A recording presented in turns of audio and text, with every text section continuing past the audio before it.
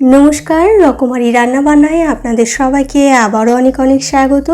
আজ আমি আবার একটা নতুন রেসিপি নিয়ে চলে এসেছি। আজ আমি আপনাদের সঙ্গে শেয়ার করব সম্পূর্ণ নতুন স্বাদের একটা বেগুন দিয়ে রুই মাছের তেল ঝালের রেসিপি। তো চলুন বন্ধুরা, দেখে নেওয়া যাক আমার এই ভিডিওটিতে কিভাবে আমি বেগুন দিয়ে রুই মাছের তেল ঝাল রান্না করি। পুরো ভিডিওটা শেষ পর্যন্ত দেখার অনুরোধ রইল। বেগুন দিয়ে রুই মাছের তেল ঝাল রান্না করার জন্য এখানে আমি 4 পিস রুই মাছ নিয়েছি। আমি এখানে গাদার পিস নিয়েছি, আপনারা পেটি বা অন্যান্য পিস ইউজ করেও কিন্তু এই সেম রেসিপি রান্না করতে পারেন। মাছটা আমি পরিষ্কার করে ধুয়ে জল ঝরিয়ে নিয়েছি। এবার আমি মাছটা ম্যারিনেট করে নিচ্ছি। ম্যারিনেশনের জন্য আমি দিয়ে দিলাম পরিমাণ মতো হলুদ গুঁড়ো, পরিমাণ মতো লবণ, আর দিয়ে দিচ্ছি 2 চা চামচ পরিমাণ লেবুর রস।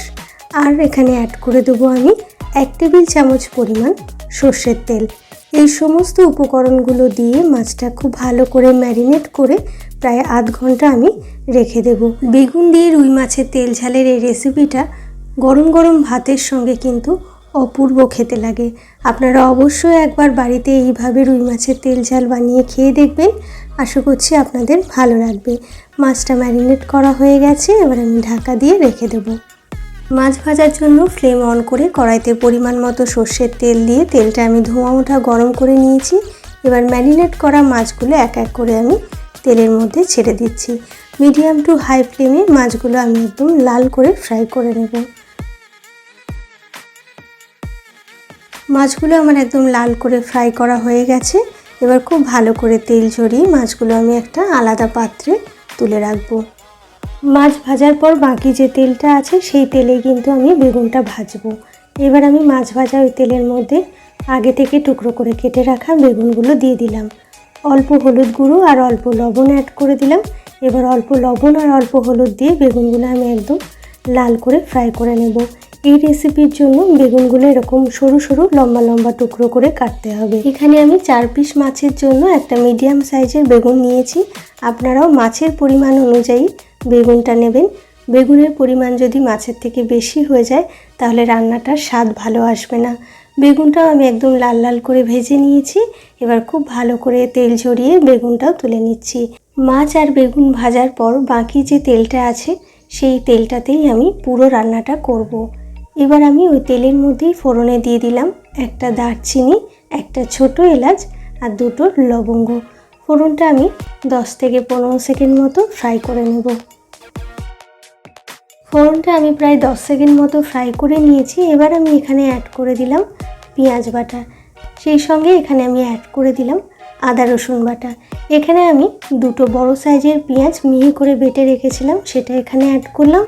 আর 1.5 টেবিল চামচ পরিমাণ আমি এখানে আদা রসুন বাটা অ্যাড করলাম। ফ্লেমটা মিডিয়ামে রেখে পেঁয়াজ আদা রসুন বাটাটা আমি খুব ভালো করে কষিয়ে নেব।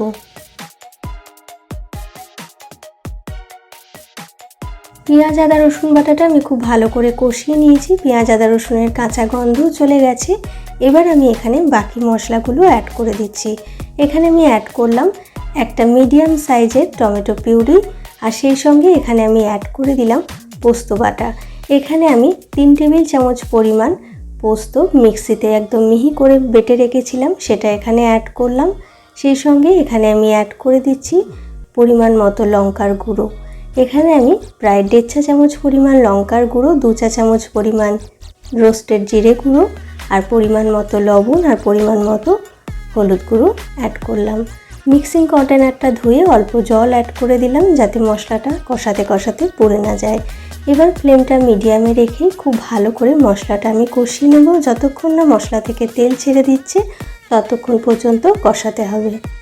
বেগুন দিয়ে রুই মাছের তেল ঝালের এই রেসিপিতে পোস্ত বাটার পরিমাণটা একটু বেশি দিতে হবে, তাহলে রান্নার পর টেস্টটা খুব ভালো আসবে।